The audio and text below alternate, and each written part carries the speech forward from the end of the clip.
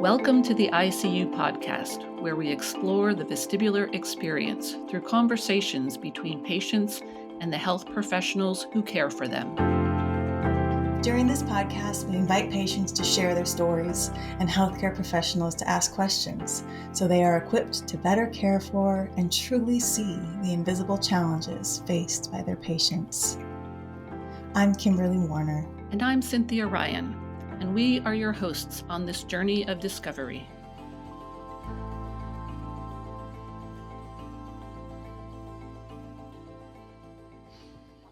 Hello, everyone. I'm so happy you're all here today for this really important discussion. Oh, it's a heavy one, though.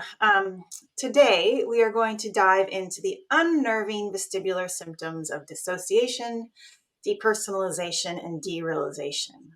These are experiences that are characterized by a sense of unreality and detachment from one's surroundings, body, emotions, and self.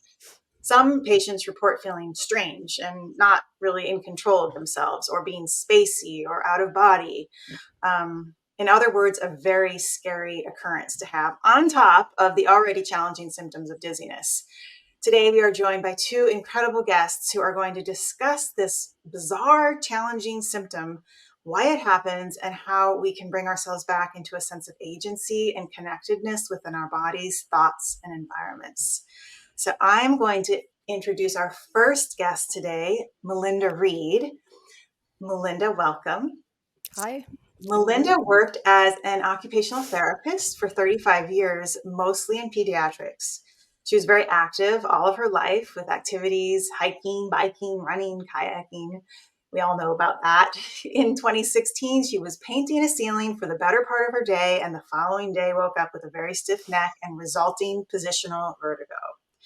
She continues to have episodic dizziness as well as neck pain. However, she keeps busy doing the activities she did in the past despite the dizziness. 3 years ago, she retired as an occupational therapist, but is also an artist and writer and a part-time real estate agent. So welcome. We're so happy to have you here. Yeah, thank you.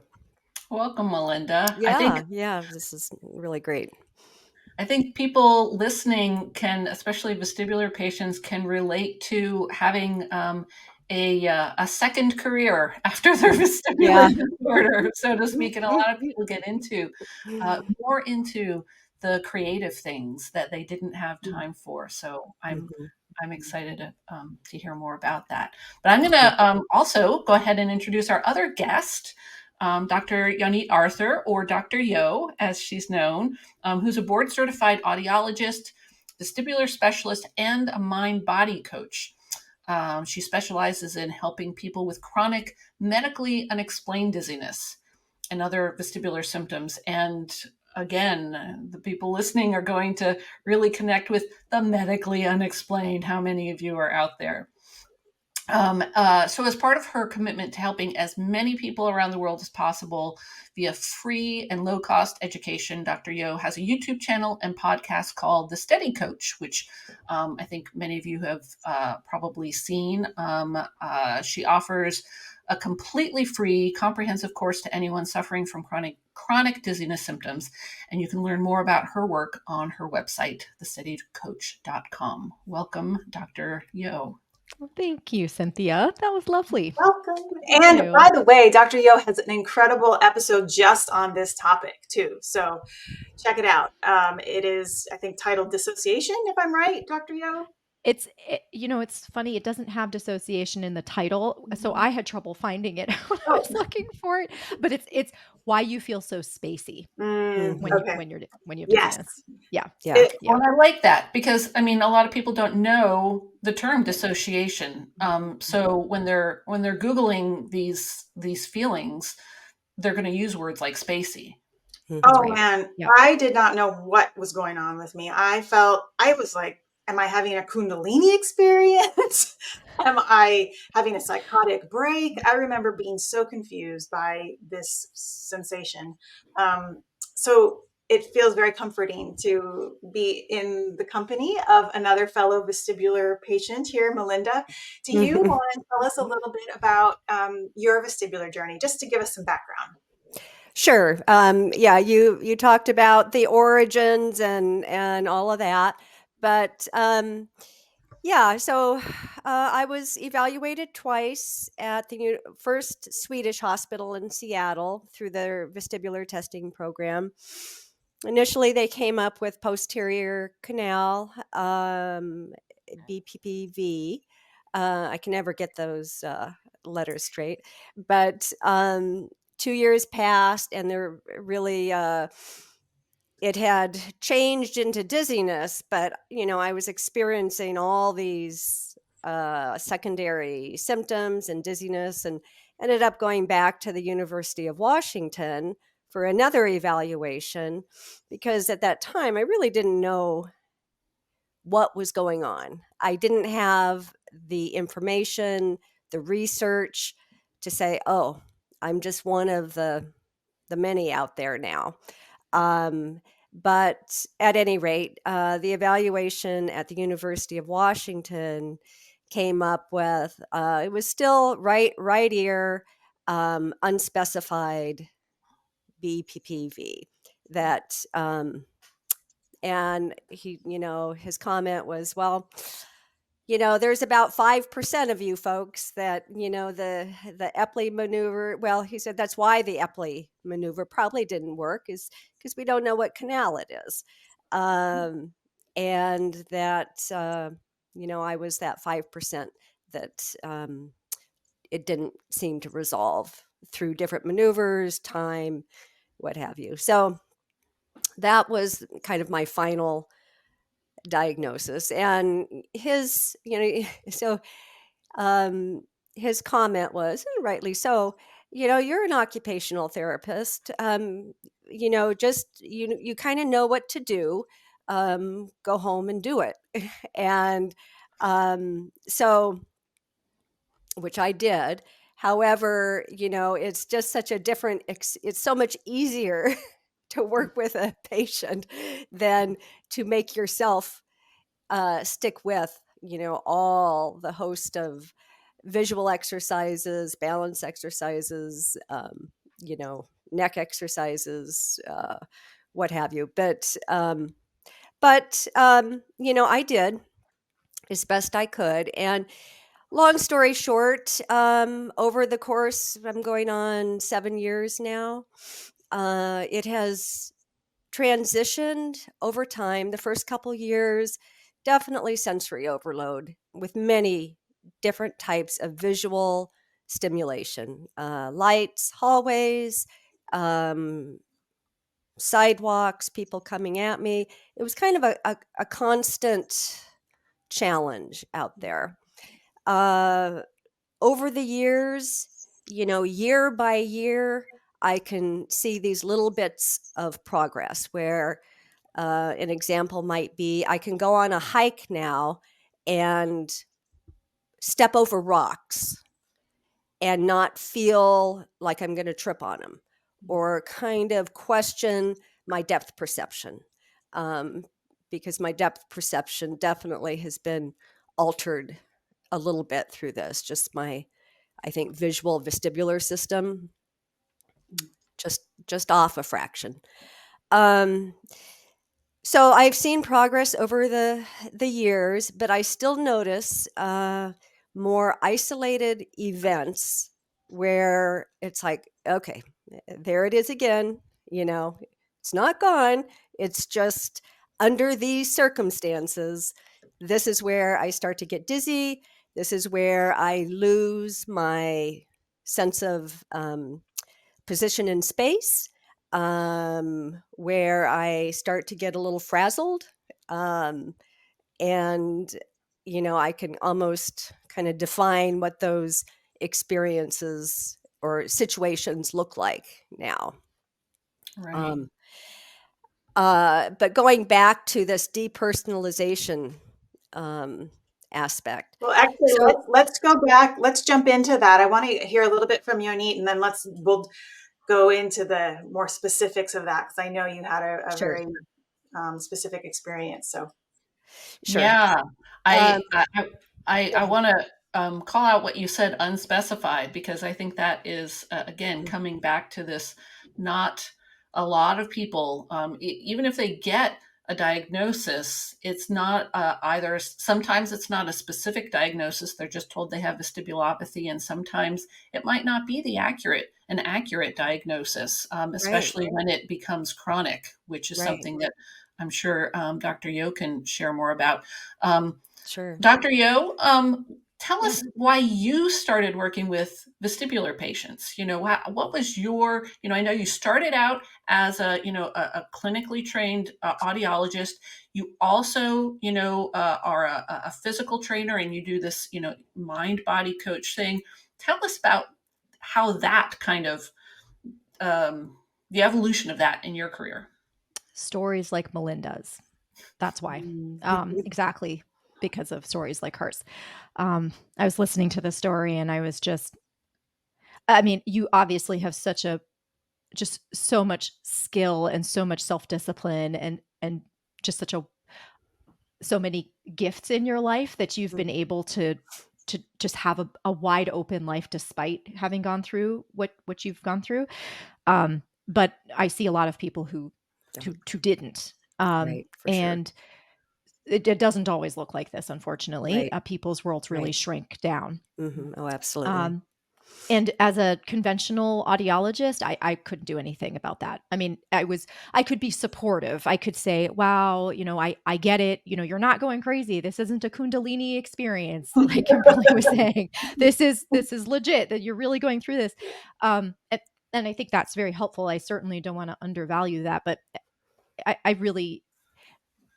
I wanted to be able to do a little more than that to help people. And so that's what I do. Actually, not just primarily, this is all that I do nowadays. I work with people whose worlds have gotten really small and who are really debilitated by their symptoms. Yeah. And because there are so many people like that out there, I'm sure you have quite, a lot of people coming to you.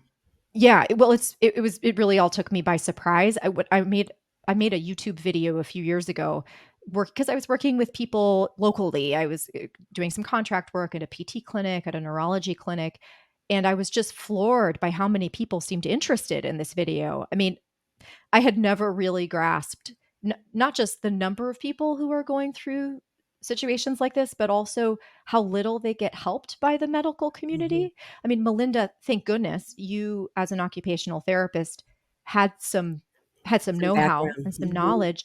Oh my gosh, but so many of these folks really don't. And even those who are medically trained, I see a lot of nurses, for example, who have so much medical knowledge, but they don't know how to put any of that knowledge toward helping themselves get out of the situation that they're in.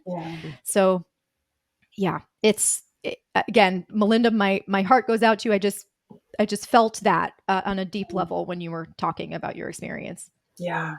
Yeah. Thank you.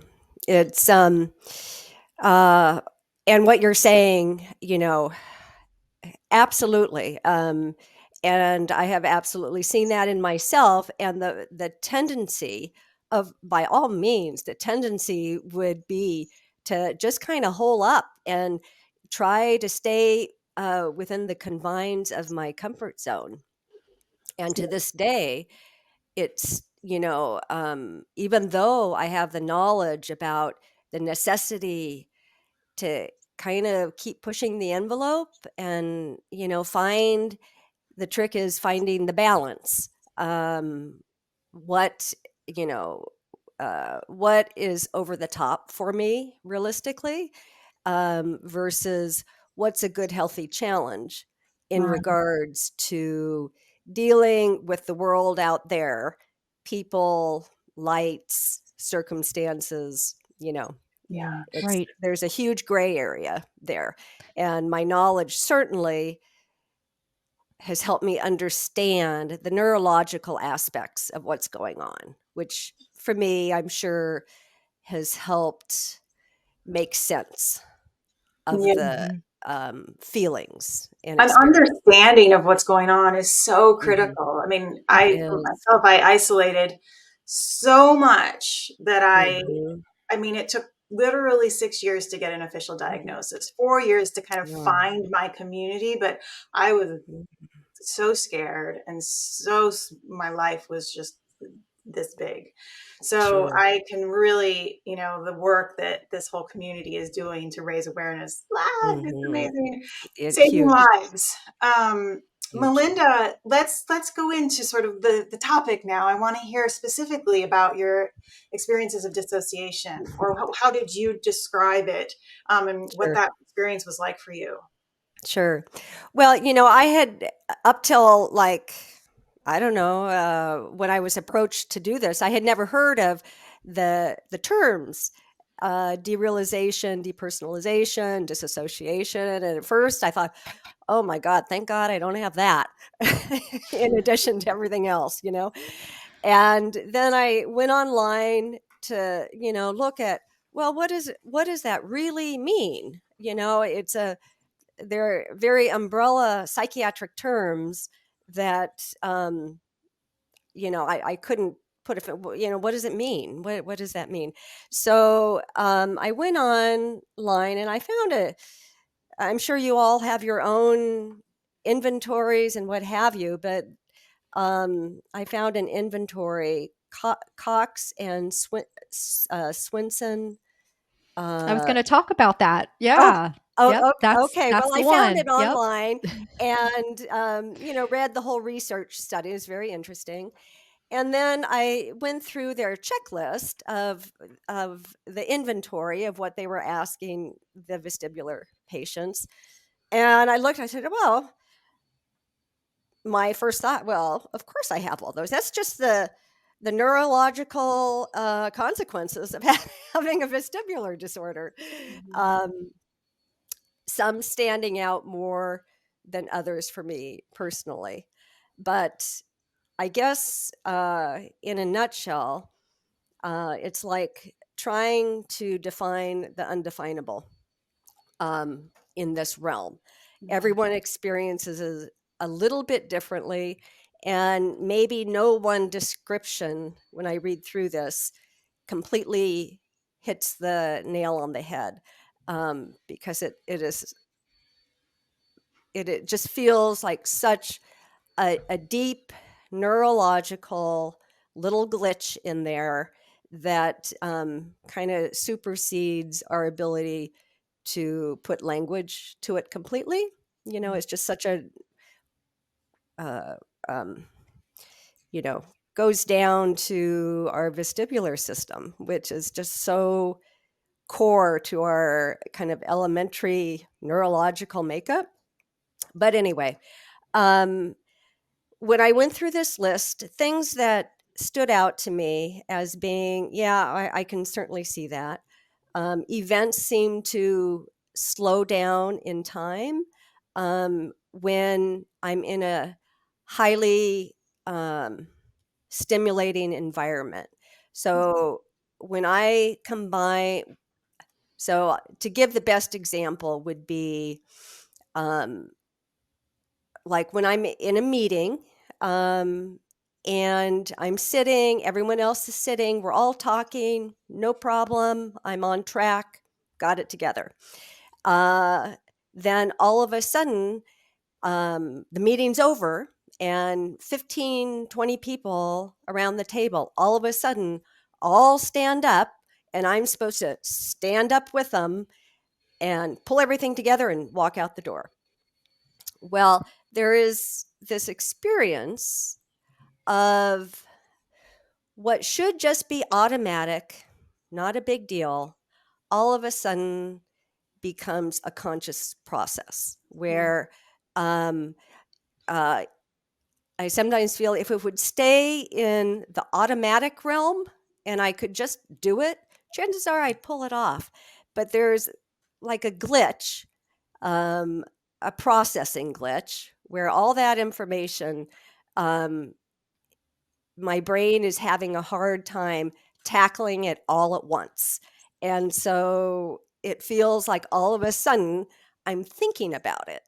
And I have to, feels a little robotic, like, okay, stand up, just focus on my purse, getting my pen in my purse, folding up the books, stand up and walk out and try to ignore everything else going on in the room.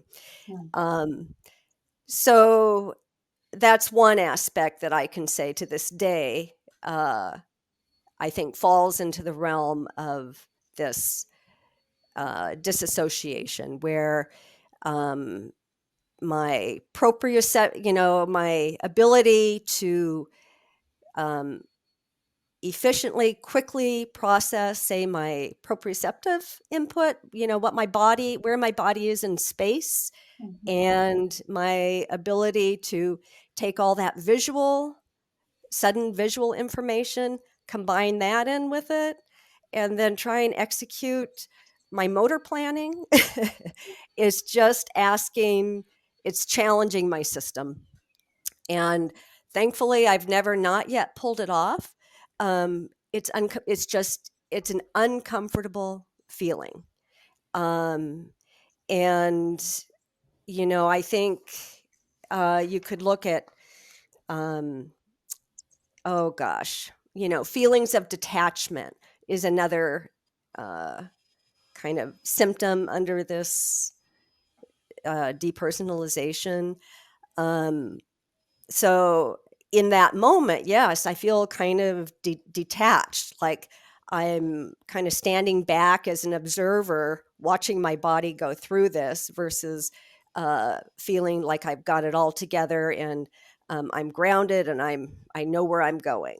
So I think all these different symptoms that kind of people talk about in the realm of feeling spacey, well, that's the same experience that in that example that I gave. It's another maybe way to describe for me that, not having it all together. That's a great Feeling. example. Really well said.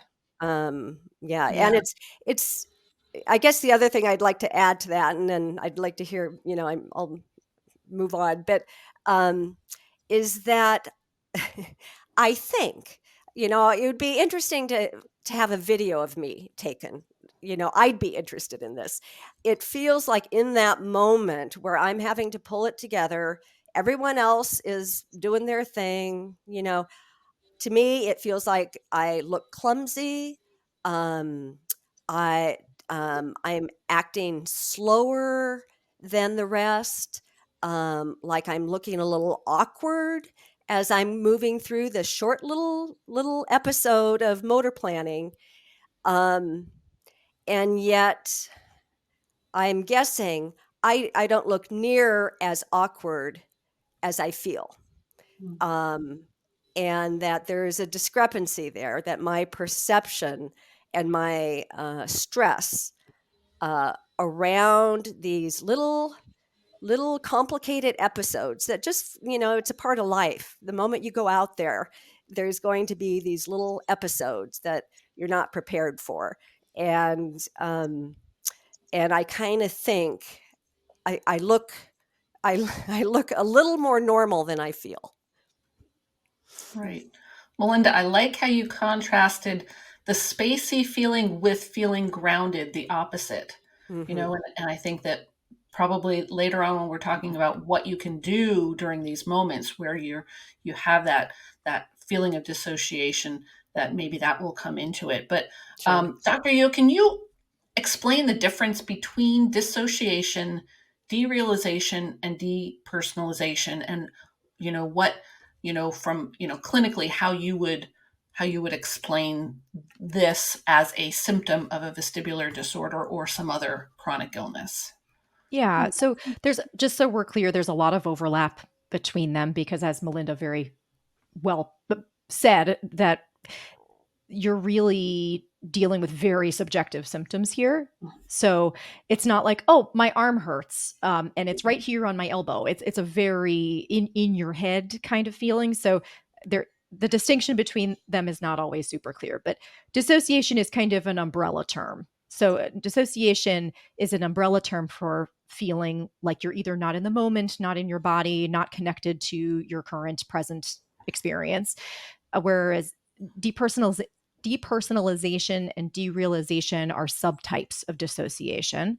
So depersonalization would mean what Melinda was saying, how she kind of has this sense that she's watching herself, like she's not really in that experience of getting up out of her chair. And there's, again, she knows she is, because she's not really on the other side of the room, but there's this sense that she's not in her body. So that's depersonalization. Whereas derealization is a sense that you're kind of in a dream-like state. You're not in reality. There's a dulling of reality. So there's people have described, like, they'll go through this whole experience and then they'll look back and they'll be like, that doesn't seem like it was real at the time. Like, their memories of it don't seem real.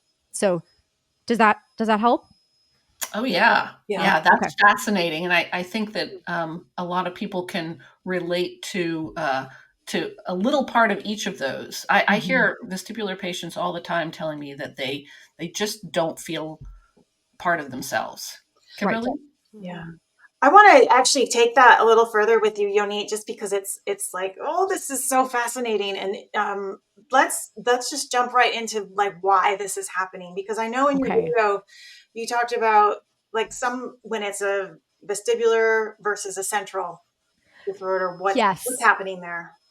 Yes. And I loved, Melinda used one of my favorite words when she was talking. I was so excited. She said the word stress, and I was so happy she said it because, like, I'm going to get to talk about stress now. Okay. So dissociate. So, okay, let me start this way. All experiences are created in the brain. So whether you have a cut on your arm and you feel like that's hurting, or there's no cut on your arm, but you feel like your arm's hurting, your brain is what's feeling pain. So when you have any kind of dissociation type feeling, it's your brain that's experiencing it. So the question is that sensation coming from, or that perception rather, coming from a sensory problem? Like, there's an issue with my inner ear and my brain's getting confused about where I am in space, or is it for some other reason? For example, depersonalization happens a lot of times with anxiety disorders. And this is why I think this particular sensation freaks people out so much, because they feel like they're going crazy, and they don't realize this is part of a vestibular condition. So all that being said, there are two really important components to understand when it comes to dissociation. The first is that when you have some kind of vestibular issue, so in other words, when one of your ears or both of your ears or some other component of your balance system is not giving your brain as much information as your brain needs to make a good judgment about where you are in space, your brain can get confused and disoriented. And that can lead to this perception of dissociation, depersonalization, derealization. So we call this sensory mismatch. And the reason it's called mismatch is because your brain, well, balance is complicated, right? I mean, so if you imagine your poor brain had to figure everything out every time you moved and had to take in all the crazy amount of information your senses were giving your brain every time you had to take a step, it would be super slow and it would be very inefficient and you would probably never move, right? So what your brain does is it has these templates that it uses. It has like a framework that it uses. It's like, okay, my past experiences, this is the information I was getting from the senses. This is what this meant. And so now all it needs to do is compare the new information to the old templates that it has to know what's going on. This is why it takes kids a long time to learn how to walk. It's a pretty complicated process for you to build those templates, right? So what happens with this sensory mismatch is your brain's predictions are not being met. Your brain's like, wait a second, when she's walking, I'm supposed to get this information from this ear and this information from this ear. Wait, what? Wait, but her eyes are saying this, but her ears are saying something else. What does that mean? And it gets overwhelmed. And that sensory mismatch is, you can kind of think of it as a symptom of your brain saying, I don't know what any of this means. This is too much information. Which brings me to that second component. So this is why the stress response system is such a critical element to understand when it comes to these particular symptoms. Now, again, as I said earlier, this is not just you're just anxious. It's just in your head. That's not what I'm saying. But your vestibular system and your stress response system are very closely connected in your brain. If you think about like what is the most important thing for any animal survival, but before food and water, you have to know where you are in space. You have to know. You're going to get eaten. You're not going to go anywhere. You're not going to be able to get food or water if you don't know where you are in space. Very, very, very fundamental, important component of living, right? So our brain prioritizes that information. And when the vestibular system's a little confused, and your stress response system may be reacting to other stuff in your environment that has nothing to do with vestibular stuff, you can see how this could be a recipe for depersonalization, derealization being much, much worse.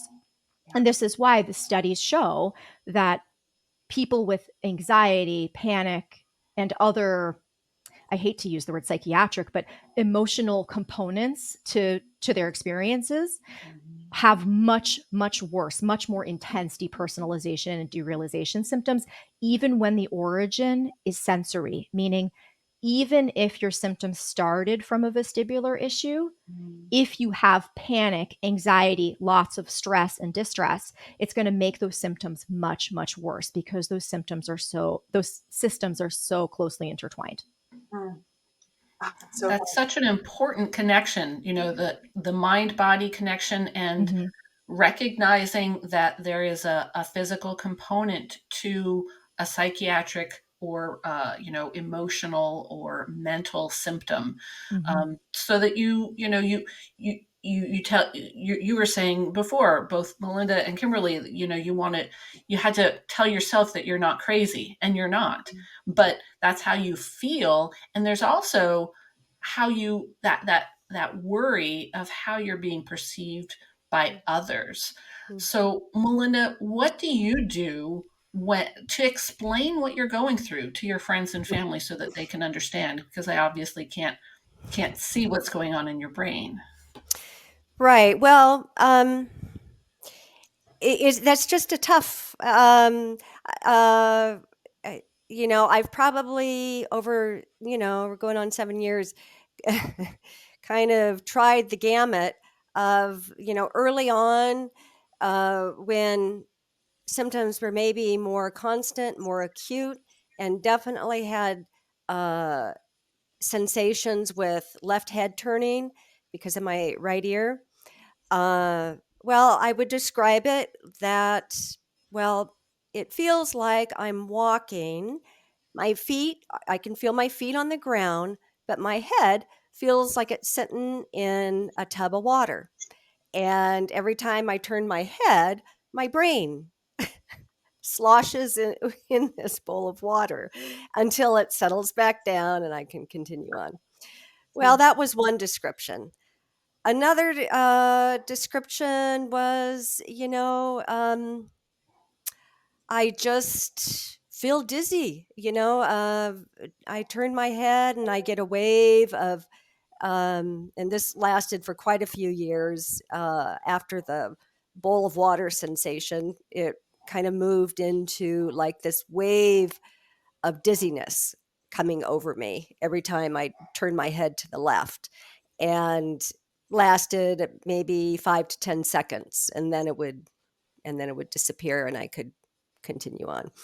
Um, Would you I say haven't. anxiety was a part of this, Melinda? Sorry for What's that? interrupting. Would you say anxiety is a part of that for you when you would feel those experiences, or when you were in the meeting and everyone's standing up and you're feeling? Definitely the meetings. Mm, Because of that social. We it's hard to overcome that social um, sense of wanting to fit in. It's kind of like a primal, um, desire we have. And so, that's with me to this day, but I am now, I don't explain it to people. I don't say, go in and say, excuse me, I have a vestibular disorder. If I look a little, off, I just don't go there because, um, I've come to accept the fact that, first of all, I don't think I look as disorganized as I feel. And I have, so I don't describe it very much in my normal world.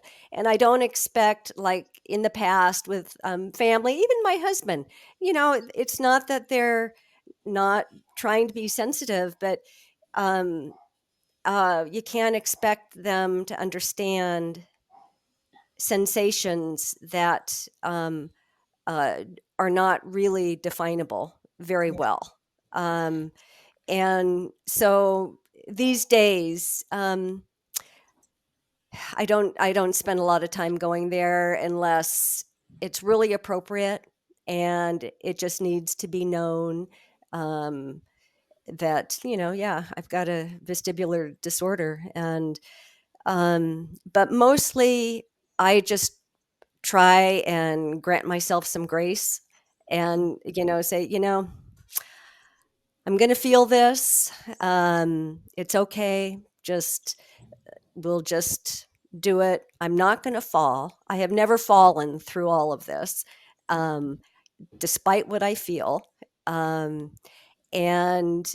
just, it's not easy. And it's not that I don't get stressed, but I just try to take a deep breath through some of these things. And there's, by the afternoon, it'll always be worse than in the morning. So I try to work with some of my own personal limitations where, like, meetings in the morning are going to go better than if I have a meeting in the afternoon for a whole variety of reasons. And, so I try and work with that. Yes, there is still stress involved. May never really fully get on top of that, but I've learned to kind of breathe through that. And I think another thing that occurred to me, it's like, okay, well, hold it now. Everybody has stress. A lot of people get nervous in meetings for a whole different set of variety of reasons than why I'm getting nervous. And so I try to put my issues in perspective of I'm not the only one experiencing stress in the world, even though it feels like it. Other people, for other reasons, are dealing with similar stuff, just not quite the same thing. So I'm glad you keep bringing it back to stress, because I feel like we should just keep coming back to this. And you actually said something about this in your video, Dr. Yo, when the derealization is a nervous system response. It's as if the capacity has been so far exceeded that you said the body shuts down, and that's why it's happening. Mm-hmm. Can you talk a little bit about that? Because I think a lot of people will relate. Yeah. I mean, sensory overload, right? To put it in really simple terms. But if you think of a deer being chased by a predator, right? So everyone's familiar with this idea of the fight or flight response, where you're either trying to run away from a predator like that deer, or I don't know if anyone has ever been stuck in a traffic jam and maybe gotten a little mad at someone who cut you off. So that's the fight response, where you're like, I just, how could you do that to me? You're responding to danger by getting into a fight response. But what fewer people are familiar with is the freeze response. And I use the deer as an example because when a deer, that phrase, a deer stuck in the headlights, when deer are overwhelmed by sensory information, or when they're about to get caught by a predator, they'll freeze. Our nervous systems can do that too. When we go into full overwhelm, we go into what a psychologist might call parasympathetic shutdown. And I know that's a very big phrase, but basically what that means is your nervous system says, all right, just dissociate him, dissociate her. We cannot get away from this danger. We're either playing dead or we are dissociating from our bodies. So whatever happens next, we're not fully present for. Mm-hmm. And it's just, I know it's a little bit of a scary thing to think about, but it's actually a protective mechanism. It's a protective mechanism of the nervous system. Mm-hmm. So what happens with either a sensory mismatch or the stress response system going haywire, or both, right? We go into that sensory overload and freeze response. So that's where dissociation happens. I wonder if these symptoms are on a like a scale. Melinda, you were saying that you don't think that anyone else will be able to relate to what you're going through, and I wonder if it's more intense for you, for people with vestibular disorders, and obviously some people are not as sensitive to sensory input as others. But I wonder if for example, for myself, I don't have a diagnosable vestibular disorder, but I do get overwhelmed by sensory stimulation sometimes. I was my husband and I were on vacation recently, and we were in an interpretive center, and so there was a lot going on. There were interactive exhibits, and there were videos, and there was background noise, and there were other people moving around and talking. And after an hour, both of us were looking at each other like, whoa, we're a little overwhelmed. Sure. And that's about all that we can take. So I think Cynthia, you're onto something, because it's super common, actually. And so unfortunately for us, this has not been well studied, but and so the estimates I'm going to give you are kind of laughable because they're so big, but they say anywhere from 15% to 80% of the general population, right? So how helpful is that? Experiences symptoms of depersonalization and derealization sometimes, but it's a matter of, it's a matter of degree, intensity. We don't talk about it. Yeah. And it's intensity, but also the number of symptoms. So Melinda had mentioned that DPDR scale that was developed in the early 2000s. And they've done some studies comparing people without vestibular conditions to people with vestibular conditions. And they do find, actually, I think, I don't remember which study it was, but I think in the one they did, they were looking at people who were young and very healthy, and 25% of them still had at least a few of these DPDR symptoms sometimes. Mm-hmm. The people with vestibular disorders, though, had more of them and at higher intensity levels. For sure. But what you're getting at here, I think, is really important to think about. That, again, this is a natural, normal response of the nervous system. It's a matter of degree. And that's where the agency component comes in, Kimberly, that you were talking about earlier. The agency component comes in knowing that it's your stress response system that's actually creating this sensation, even though it's, of course, it may be driven by a sensory mismatch, your vestibular system not working right. And we have something to do with our stress response system. We can still do something about that. Wow. Well, Melinda, why don't you tell us what are the things that you do when you're in that situation? What little tools, tips, tricks do you have to get yourself through a situation where you're feeling overwhelmed? Sure. Well, even to this day, it's a work in progress, and anxious to hear, Dr. Young, just what you're coaching your patients for. Hey, I'm I'm right there with them, So, but some of my tricks over the course of years, one of them, is just knowing it's going to happen, and not being too surprised when it does. So that has helped me, maybe helped my freeze response, where I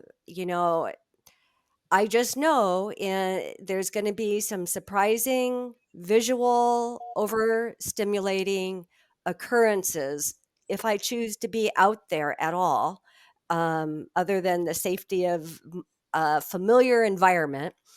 And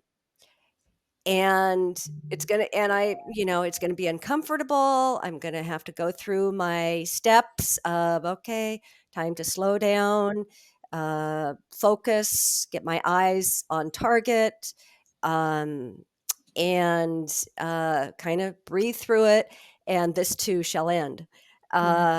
So that's been one kind of general coping mechanism to get me out into the world and not just feel like I can't do this. That is such a healthy approach, Melinda. I have to underline it because I feel like when we're talking about, especially nervous system response and anxiety, I think and then we add coping into that, techniques, and I'm speaking for myself, can sometimes actually make it worse because we're Sure. still trying to fix the problem. Oh, And whenever we're exactly. trying to fix the problem, our brains are going, I'm scared. What's going on? Exactly.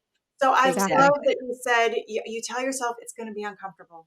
It's Yeah. okay. And Yeah. that's the only thing that ever worked for me. I did Mhm. EMDR, I did brain spotting, I did all the body Mhm. scanning and the breathing, and everything made it worse for Yeah. me. Yeah. So I love what you just shared. Thank you. And I suppose in situations where it has been more acute, like, okay, I don't know if I can do this one, um, I do have a few little techniques that I try to pull in. Sometimes they work, sometimes they don't.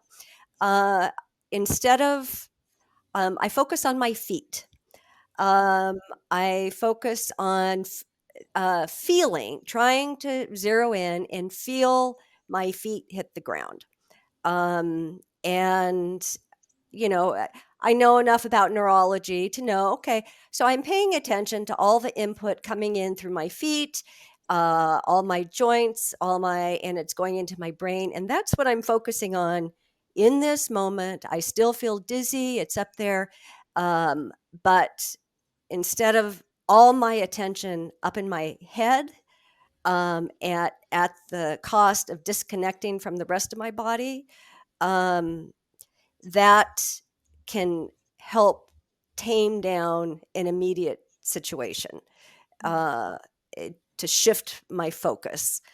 And and I think it helps a little bit with the anxiety. It just kind of has helped move me out of my head a little bit into keeping my focus on what I'm feeling in my body.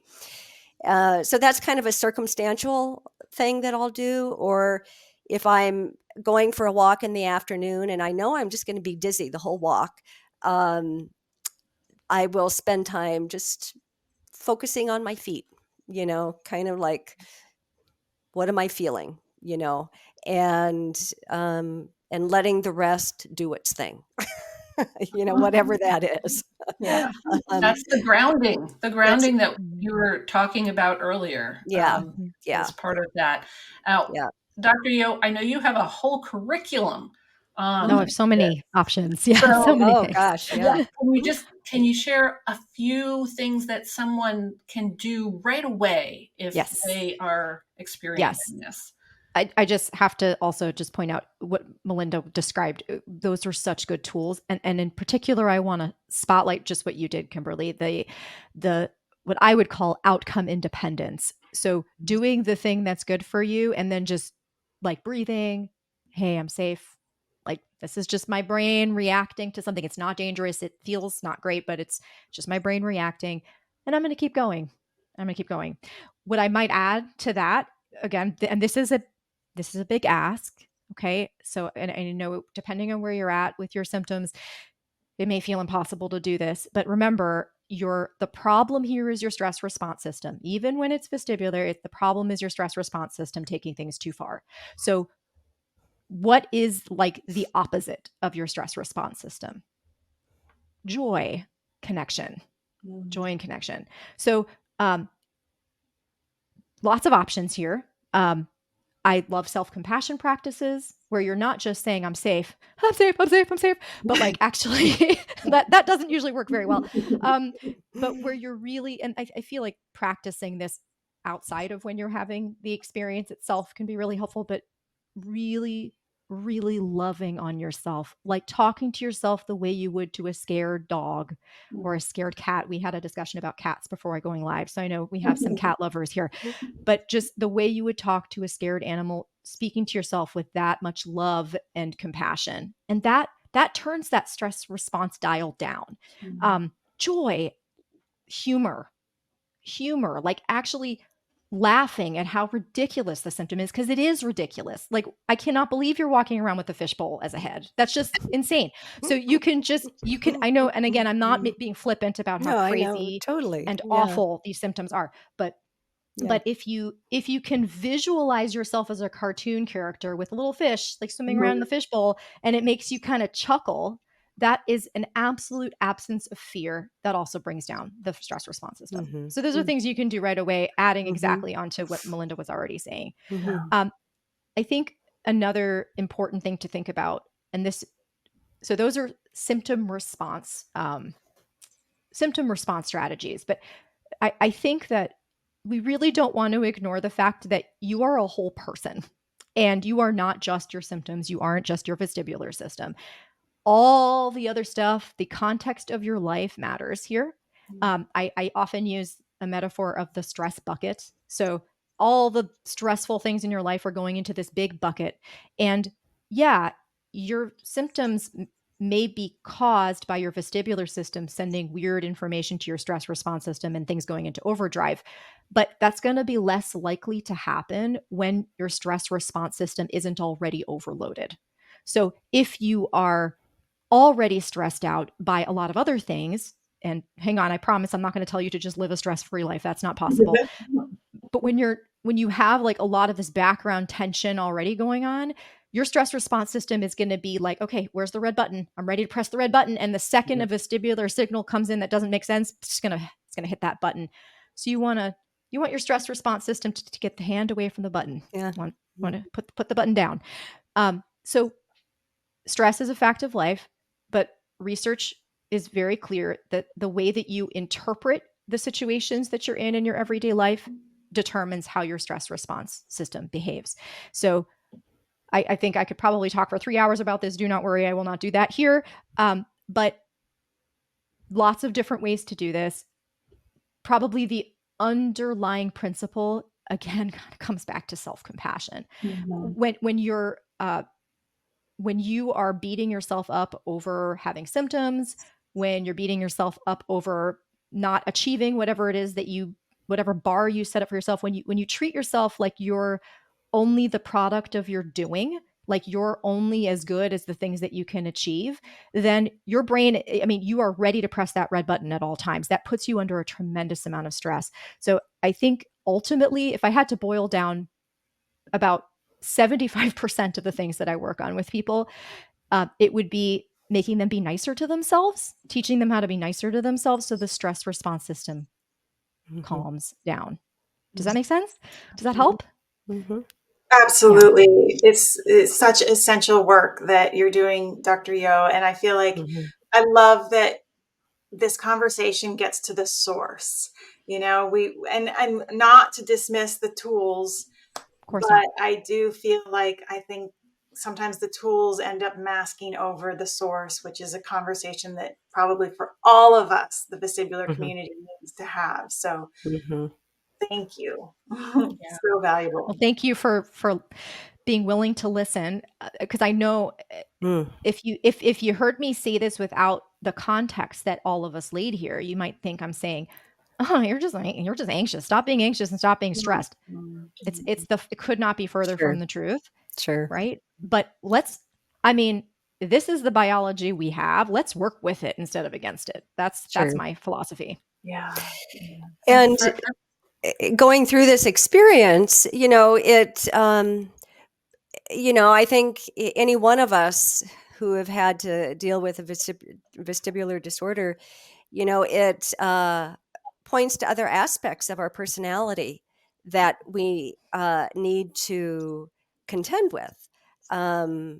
As you say, some of us, our whole lives have set the bar so high that it has really nothing to do with our vestibular system. It has to do with what our belief system for many, many years. And exactly. So sometimes it leads us to have to deal in deeper realms of letting things go that we thought were so important, and redefining our belief system in certain ways about ourselves, Yeah.